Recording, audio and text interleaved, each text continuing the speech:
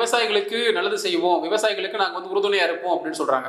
ஆனா ஆட்சி காலத்துல இங்க விவசாயிகளை கைது செய்யறாங்க. இது திமுகவுடைய இரட்டை முகத்தை காட்டுதா?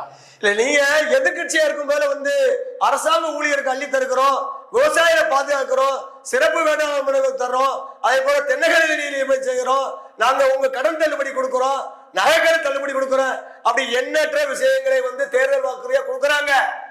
ஆட்சியில வந்தா இவங்க விவசாயிகளை பாராமுகமா பாக்குறாங்க. நாங்க என்ன கேட்கிறோம், நீங்க கொடுக்கிற அந்த உற்பத்தி செலவு எங்களுக்கு பத்தல. மற்ற மாநிலங்கள்ல தெலுங்கானாவில், ஆந்திராவில், கேரளாவில், சத்தீஸ்கர்ல வந்து உற்பத்தி மானியம் ஏக்கர் ஒண்ணுக்கு 30,000 தர்றாங்களே. தமிழ்நாட்டில் ஏன் கொடுக்கறதுக்கு உங்களுக்கு மனசு இல்ல? ஏன் உங்களுக்கு அந்த எண்ணம் வரமாட்டேங்குது?